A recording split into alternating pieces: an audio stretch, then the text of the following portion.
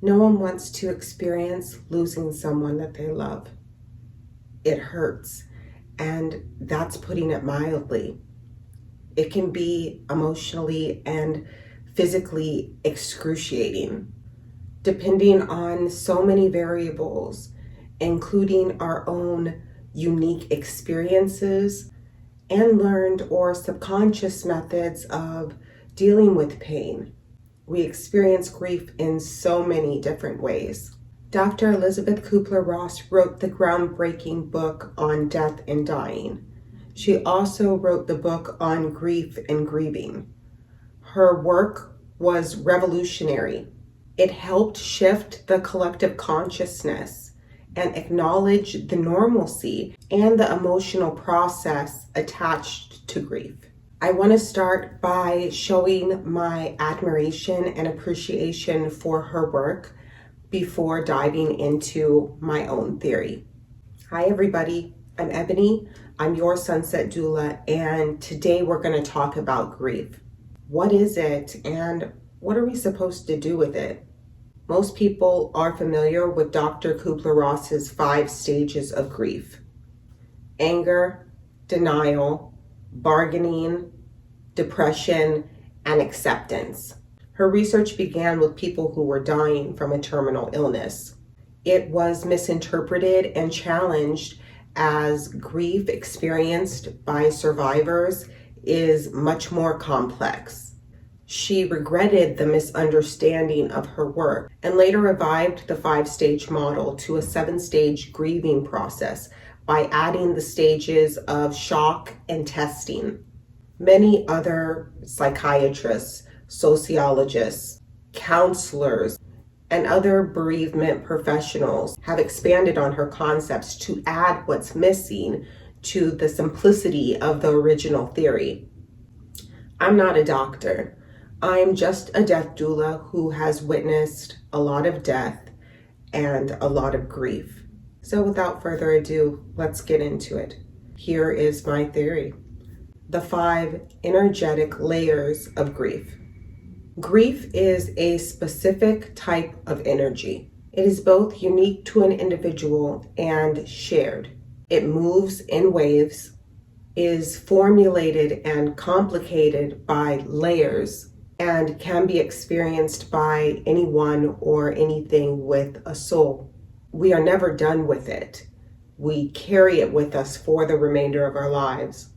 But our individual feelings, experiences, and manifestations of grief differ as much as we do. There is no list or timelines, only the reality we are left with, the weight of our grief, and the decisions we make or don't make in how we are going to move or use that energy. Grief compounds. Every layer of grief is added to the last. A divorce, loss of a job, loss of a limb, loss of breasts for women, or erectile dysfunction for men, hair loss, loss of a pet, loss of a home, loss of friends, neighbors, co-workers, loss of dreams and plans.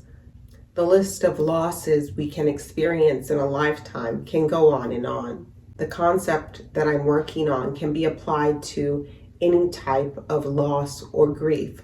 But for the purposes of this video, I'm going to focus on the loss of a loved one. These are the 5 energetic layers of grief in no particular order except for the first. Number 1, the initial loss. This is the grief energy that is created at the moment of a loss. It may not be felt initially or recognized as being grief at all.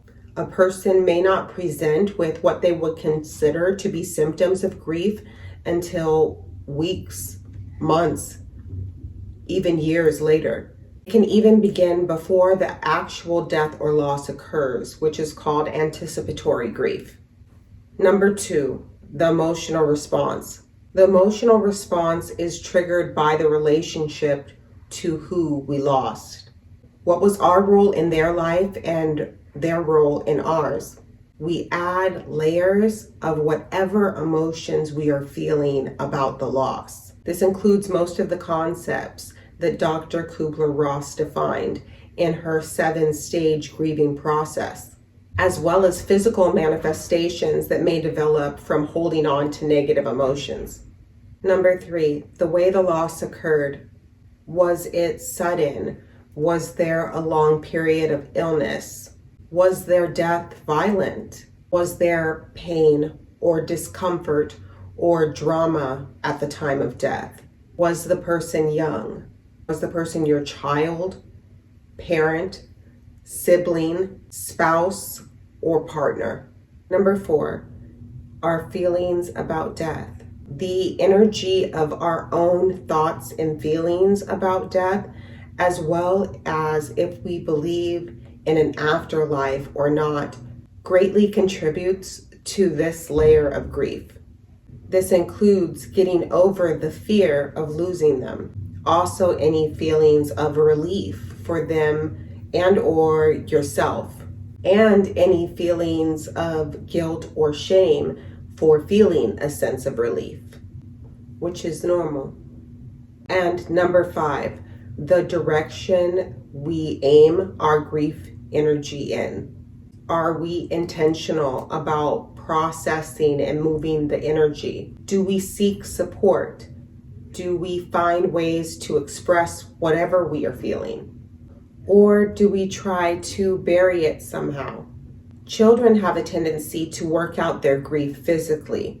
For example, bouncing a ball against a wall repeatedly until it's driving the adults around them crazy. But adults can do the same type of thing, throwing themselves into physical activities or working out. Artists can pour their grief into their modality: painting, dance, music, poetry. For me, it's often choosing to write about it. Do we do what's necessary to move the energy? Do we accept the waves of grief as they wash over us? Or do we struggle and start to drown in them? Some people are greatly helped by pouring themselves into activism, supporting causes that were treasured by the person that they lost, causes that were specific to the way that their loved one died, or pursuing justice for them. They are also sometimes trapped in complicated or complex grief if their pursuits do not go as expected or produce a favorable outcome. There's no right or wrong way to grieve, merely healthy and not so healthy ways that inspire positivity and ways that feed negativity. As more and more layers are added, the grief becomes more and more complex and oftentimes harder to process. For example, my cousin Jermaine. My cousin Jermaine was young when he died. We did not expect it. It was sudden. And because of all of the energetic layers of the grief I experienced after his death, I went into shock. I was walking around on autopilot for a couple months after his death, maybe 2.5. It was around the same time that I found sobriety and started working through my own stuff, and really didn't start to feel normal until then. Whereas his mom, I don't believe will ever fully recover from his death. Not only did she lose her only son, their relationship was very strained at the time of his death. She lost a lot of her hopes and dreams because her future was wrapped up in him. We have children and we assume that we're going to get to see them grow up, that they're going to die after we die, that we're going to have grandchildren. These are all of the assumptions that you have when you have a baby, and when you lose that child. It seems to be one of the most complicated forms of grief that I've encountered. All of the feelings that we have and things that we do in relation to our grief they create these energetic layers. They become our bags to carry or our reasons to get out of bed. Grief is so multifaceted. It is extremely difficult to explain and define.